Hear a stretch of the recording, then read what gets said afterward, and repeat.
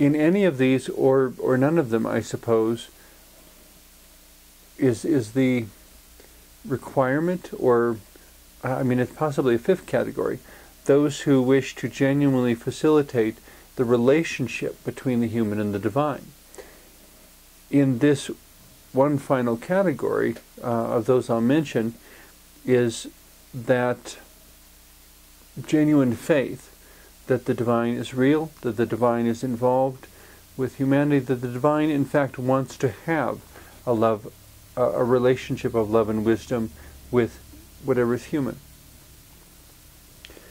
with each human being, or perhaps, because this is a subcategory, whether the divine wants to have a relationship with individual humans, or whether the divine wishes to have a relationship with a specific group of humanity or humanity as a whole. If one believes that one's own racial or ethnic or religious category are God's favorites, so to speak, or whether the minister is more concerned with individuals having a relationship with God, with individual practices of prayer and studying, increasing one's knowledge, reading the sacred texts of whatever one's particular religion is. Each of these 5 different things is a sort of minister that one can encounter. The additional quirk of that is that any minister you meet at different times may be any one of the 5 or none of them, or something else. So in that sense, there's 2 sides here to keep in balance. One is if I have spiritual needs that need to be met, and I need the assistance of a ministerial professional, I need to be able to get a sense of which of these 5 or some other type of minister I'm dealing with, so that I know whether I'm addressing that particular need to the right person. If what I'm most concerned about is spiritual growth, and the minister standing before me is most concerned about maintaining a social institution, I'm not going to get a lot of help. There may be other times at which, however, this minister is more concerned about spiritual growth and is less concerned about maintaining a social institution. So either I have to find a different minister, or I have to catch or contact that minister at a time when the type of ministerial services he has to offer are most congruent with my spiritual need. Additional considerations in evaluating ministers. Is this the minister to whom I should be talking about this issue, whatever your particular issue is? One basic question is whether you're looking for something academic or pragmatic, whether you're looking for a Bible verse to quote, or whether you're looking for a solution to apply.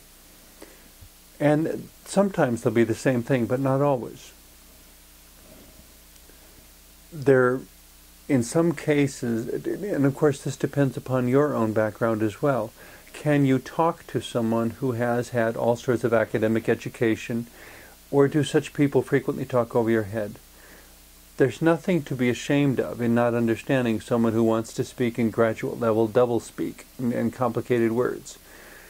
Sometimes that's obnoxious, and that may just mean that they're not listening to you enough in order to speak in words that are comprehensible to you.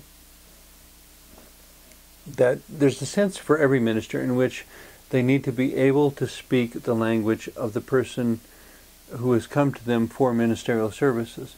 And if they cannot, they will not do as good of a job as someone who can, barring divine intervention, perhaps. But which is where my invitation goes out to all of my ministerial colleagues, pastors and chaplains and whomever, that in ministering to someone, the first thing you have to do is listen to them enough to know to whom you're talking. Another bias, if you will, that creeps into dealing with ministers quite frequently is whether the issue, the topic, whether the concern has to do with being mystical or being superficial. And I don't mean superficial in a trivializing sense. I mean superficial in the sense that, are you asking about how the ritual should be performed in terms of how it should look? Or are you asking about whether the divine will be encountered within the ritual? Some ministers will relate better to mystical issues of experiencing or of having a divine experience. And other ministers will relate better to concerns over an eloquent, polished, smooth ritual performance. And by ritual, I don't necessarily mean pagan. I mean, it could also be a Roman Catholic ritual. It could be a ritual of baptism or marriage or a funeral or memorial service, which all of these, there are versions of them within every religion on earth, every religion that humanity's come up with, because these are basic needs in human life when we need there to be something spiritual there to guide us. Another consideration in evaluating ministers is whether they're inclusive or exclusive. There are some religious groups that define themselves specifically by being an elite group. And if there is any quality that you have that doesn't match what they consider to be the criteria or definition of exclusion, that we only accept people who are these three things. Well, if you're not those three things, you're excluded.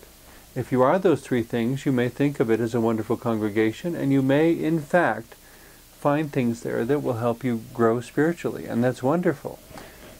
But please be aware of the limitations, that there are numerous people who will not be blessed or nurtured by that approach.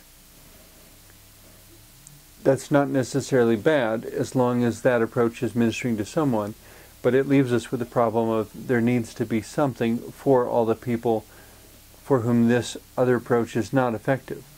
There needs to be something for them as well. There needs to be something for everyone, so that no one is excluded from having a relationship of love and wisdom with the divine.